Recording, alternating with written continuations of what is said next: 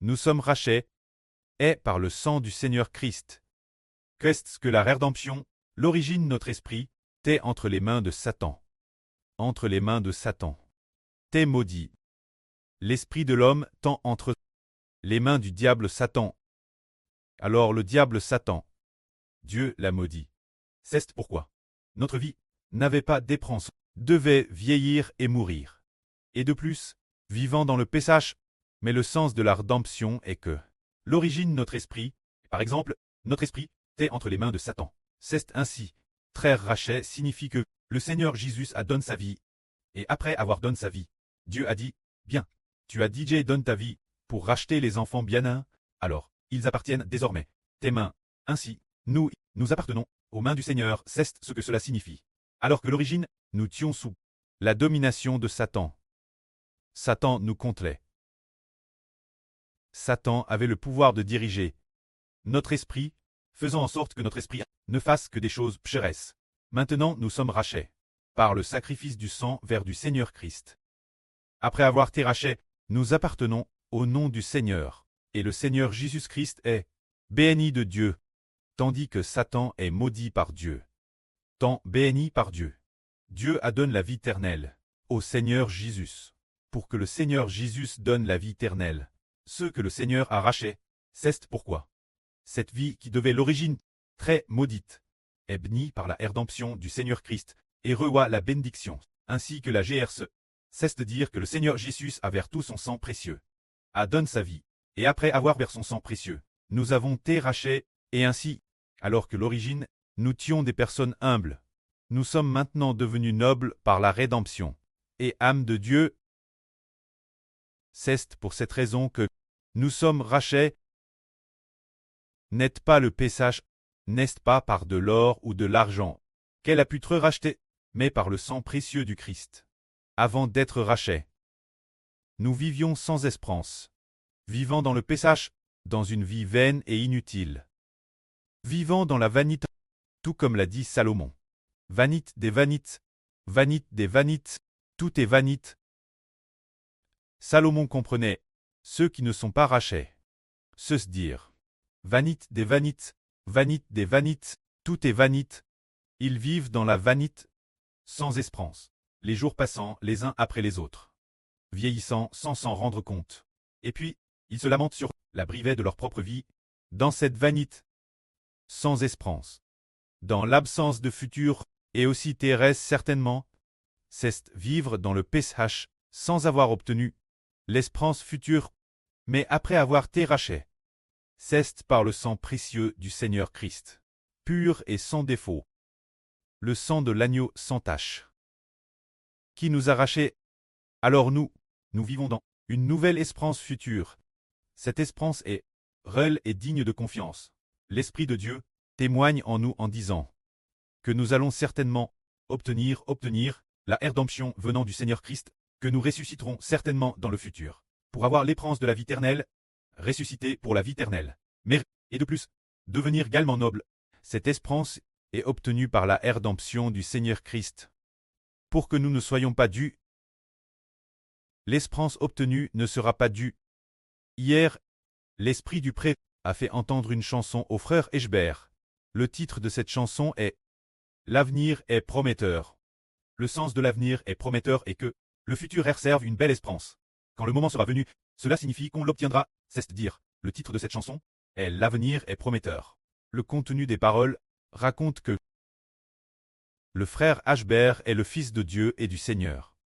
Donc, ceux qui suivent de PRS, le frère Eschbert, ont une espérance pour l'avenir. Le sens de l'avenir est prometteur. Pour ceux qui suivent le frère Eschbert. Dans le futur, l'avenir réserve une belle espérance. L'avenir est prometteur. On peut s'attendre à l'obtenir une chose. Par exemple, la sœur Jaouran suit le frère Hubert. Son avenir est prometteur. Elle pourra devenir reine l'avenir. Les frères et sœurs suivent le frère Eschbert. Leur avenir est prometteur. Ils obtiendront dignité et gloire dans le futur, pour devenir ensemble rois et prêtres. Cela raconte que l'avenir est prometteur. Et aujourd'hui, c'est la même chose pour nous. Grâce la rédemption du Seigneur Christ. Cette espérance est prometteuse pour l'avenir.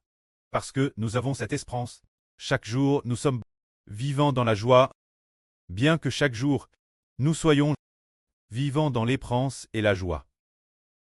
C'est rel. Alors nous disions tout l'heure, la redemption, se dire que l'origine, il n'y avait pas d'épérance, mais parce que nous croyons que le Seigneur Jésus a versé son sang pour nous racheter et nous placer sous son nom, nous devenons ceux qui ont de l'espérance. Alors quelle espérance y a-t-il? Ici il sera question d'une semence de vie ingénieur. Frère Eschbert, s'il te plaît, lis ceci. Le Christ a été par Dieu, avant la fondation du monde, connu d'avance, et dans ces derniers temps, il a été manifeste cause de vous. Par lui vous croyez en celui qui l'a ressuscité des morts, et lui a donné la gloire Dieu, afin que votre foi et votre espérance reposent sur Dieu. Alors pour nous donner la vie éternelle, et faire crucifier le Seigneur pour nous racheter. Qui est derrière tout cela? C'est prédestiné par Dieu, que le Seigneur Christ donne sa vie pour nous, afin que nous ayons la vie éternelle. Ainsi nous avons cru en Dieu travers le Seigneur Jésus, qui nous donne l'espérance de la vie éternelle. Cette foi est réelle, elle vient du plan de Dieu. Puisque vous en obéissant la vraie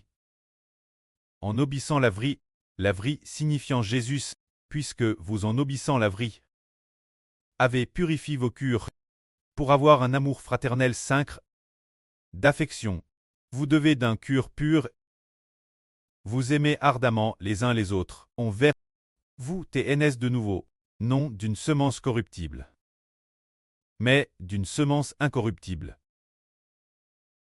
par la parole vivante et permanente de Dieu. Nous a fait naître, ici il est dit, vous TNS de nouveau. La nouvelle naissance est une nouvelle vie. C'est une nouvelle vie. Alors par quoi est-ce? Ce n'est pas par une semence corruptible, mais par une semence incorruptible. Alors la nouvelle naissance est maintenant née de l'esprit. Auparavant c'était haine du sperme de l'homme. Alors la semence corruptible, c'est la semence qui vient de l'homme, elle est corruptible. La semence incorruptible, de qui vient cette semence? Elle vient de Dieu. La semence venue par Jésus-Christ, c'est donc une semence incorruptible. C'est pourquoi nous disons, cette semence, la semence corruptible de... Posons la question, là sur Jaouan 1, sur la... Par exemple, notre vie, la vie maintenant ne de nouveau, c'est la semence donne par Dieu. La vie d'avant, t'es terrestre. La semence donne par les hommes de la terre. La semence donne par l'homme de la terre. Alors l'homme de la terre, la semence donne par le proterrestre. Alors la vie obtenue, va-t-elle se corrompre? Elle se corrompra. C'est dire que si, c'est la semence donne par le papa terrestre, notre vie vient du papa terrestre, cette vie est corruptible. Mais, si notre vie vient de la semence venant du pré-cleste, la semence de vie que nous recevons, et la vie qui en découle, c'est le pré-cleste, le Seigneur Jésus-Christ, venant de Dieu et du Seigneur. La semence de vie, elle est éternellement incorruptible. Alors le frère Zibo demande la sur Zaourouane. Est-ce que la sur a reçu la semence incorruptible maintenant? Je l'ai reçue. Haha. Je l'ai reçue. Oui. Je l'ai reçue. C'est dire de recevoir l'esprit du pré et du Seigneur. C'est la semence de la nouvelle vie. Auparavant dans le ventre de la mère, oui, la semence corruptible de c'est la semence venant de l'homme. Et cette semence venant de l'homme, cette semence détermine la noblesse ou la bassesse de la vie. Si elle vient de l'homme, la semence qui en vient, cette vie est une vie humble. Si elle vient de Dieu, la semence venant du Seigneur Christ, c'est une vie noble, la semence venant de l'homme. Alors en grandissant, devient un homme, haine du ventre de sa mère, c'est un homme. Mais si elle vient de la semence de Dieu et du Seigneur, alors ce qui habite en nous, cette vie, la vie nouvelle, c'est la semence de Dieu. La semence de Dieu, alors, c'est noble. C'est noble. Prenons un exemple. Si une surtombe enceinte, si elle c'est marie, avec un homme enceinte donne naissance, porte un enfant, alors, ce que cette surporte, c'est un enfant de l'homme, ce n'est pas terrestre noble non plus. Mais si il y a une telle personne, sa grossesse ne vient pas de l'homme, Alors, ce qu'elle porte, ce bébé est alors précieux. Celle-ci est Marie la aimerait du Seigneur. C'est-à-dire Marie la MER du Seigneur. L'origine, c'est l'Esprit de Dieu, qui l'a rendue enceinte, portant le propre Fils de Dieu. Ainsi, puisque la semence vient de Dieu, alors elle est noble. En fait, ce Fils est descendu du ciel pour se faire homme. Il est le propre Fils de Dieu. C'est pourquoi il est noble. De la même manière. Maintenant, tous les enfants connoivent, mais ce qu'ils portent, c'est emsme. Leur moi génère. Alors cette conception, de qui vient cette semence? Elle ne vient pas de l'homme. Elle vient de Dieu. Venant du Seigneur, la semence d'une vie nouvelle. Ainsi, chaque enfant devient de lui-même la erreur de sa propre génération. Quant au frère Hébert, il est un peu comme les frères Essur, le pré de la vie ingénieur. Mais ce pré vient de l'évangile, ayant cru l'évangile et ayant reçu la vie nouvelle, c'est dire que nous disons aujourd'hui que nous sommes RNRS. Non pas d'une semence corruptible, mais d'une semence incorruptible. Cette semence incorruptible, qui est l'Esprit de Dieu. Mais l'Esprit de Dieu vient de l'Évangile. L'Évangile, c'est Jésus-Christ. En croyant en Jésus-Christ, on reçoit cette semence qui ne se corrompt jamais. Alors, la semence incorruptible est sème en nous, et nous obtenons la vie éternelle. L'Évangile, c'est Jésus-Christ. Croire en Jésus signifie, nous disons, nous sommes baptisés au nom de Jésus, pour l'accepter comme notre Seigneur. Nous disons, Seigneur, sauve-moi. Seigneur Jésus, sauve-moi. Fais-moi recevoir la semence de la régénération. Ah, le Seigneur dit, ô mon enfant, avant tu venais de l'homme, donc la semence qui t'a donne de cette personnelle. C'est un homme mortel, donc tu as reçu sa semence. Ta vie est aussi une vie mortelle.